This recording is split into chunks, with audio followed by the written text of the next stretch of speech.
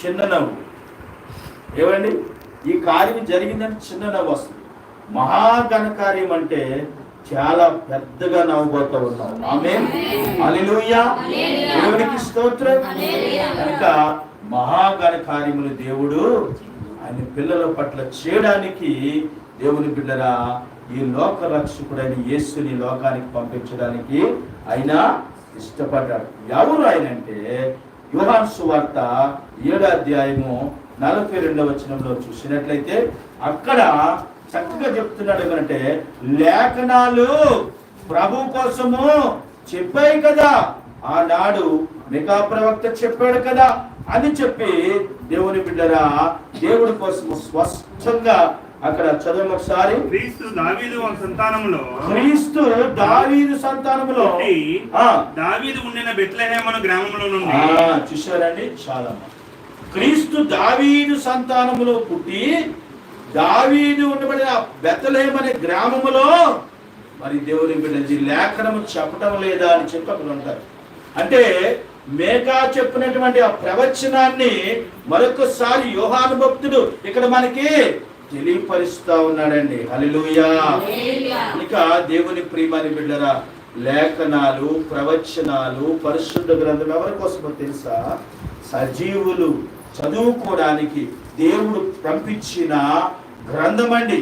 ఈ గ్రంథము ఈ రోజు మనము ధ్యానించడానికి దేవుడు కృపనిచ్చాడండి. ఏమిచ్చాడండి? కృపనిచ్చాడండి. హల్లెలూయా. మనకి దేవుని బిడ్డరా, అందుకే కదా చూడండి, లూకా సువార్త 2:17 చదవండి. వారు చూచి ఈ శిశువును గురించి తమతో చెప్పబడిన మాటలు ప్రచురము చేసిరి. గొర్రెల కాపరులు తమతో చెప్పిన సంగతులను గురించి విన్నవారందరూ ఆశ్చర్యపడ్డారట. చూశారండి, గొర్రెల కాపరులు ఊరుకున్నారండి. గొర్రెలు ఎలాగైతే శబ్దము ద్వారాగా తోలికి వెళ్ళారో అలాగా వాళ్ళు చక్కగా వెళుతున్న దారిలంతటిలోని కూడా, దావీదు పట్టణమందు నేడు మీ కొరకు రక్షకుడు పుట్టి ఉన్నాడు. హల్లెలూయా.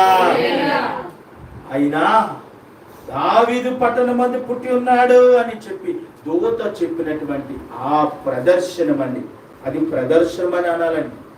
ఎందుకంటే వారు అంత వెలుగునెప్పుడు చూడలేదు, అంత మధురమైన స్వరాన్ని కూడా గొర్రెల కాపరులు విననే లేదు. కనుక మనం అనుకుంటామండి, మనం పాడితే ఎవరో వినరు, మనం అనుకుంటామండి మన స్వరము బాగోదు. కానీ దేవుడు ఏం చెప్పాడు తెలుసండి, ఆయనకి ఆ స్వరము ఈ స్వరము కాదండి, వాడబడే స్వరము కావాలి. ఆమేన్ చెప్పండి. హల్లెలూయా. దూత వచ్చి చెప్పింది ఏమని? దావీదు పట్టణమందు మీ కొరకు నేడు రక్షకుడు పుట్టి ఉన్నాడు. అలాగే చెప్పిన వెంటనే వారిలో ఎంత సంతోషమో, ఎంత ఆనందమో ప్రియులారా వచ్చిందో తెలుసండి. చాలా ఆనందము, సంతోషము. వారి గెంతులు వేసుకుంటూ ఆ మాట చెప్పడానికి వెనుతిరగకుండా చాటించుకుంటూ వారు వెళ్ళారు. దేవునికి స్తోత్రం. చెప్పాలండి, ఏదైనా చెప్పాలి, ఏ విషయమైనా కూడా చెప్పుకోవాలి, ప్రార్థన చేసుకోవాలి, దేవుని సన్నిధిని ముందుకి తెచ్చుకోవాలి. ఆయన పాదాలు మన ముందున్నాయని మనం ఎప్పుడు కూడా మరవకుండా మనము ప్రార్థన చేసుకోవాలని. మనస్సు విప్పి చెప్పుకోలేకపోతే ఎప్పటికీ కూడా ఎక్కడి నుంచి కూడా సమాధానము రాదు.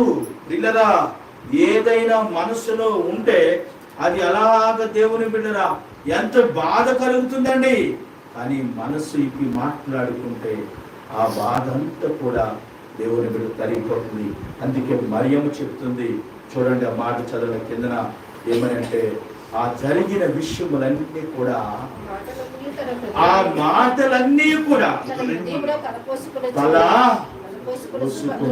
భద్రము చేసుకుందండి. హల్లెలూయా.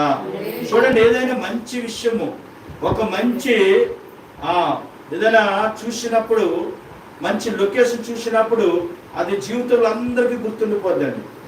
ఏమండి, మంచి అద్భుతం జరిగినప్పుడు 10 సంవత్సరాల క్రితం నా జీవితంలో అద్భుతం జరిగింది అనేటువంటిది అందరికీ గుర్తుంటదండి.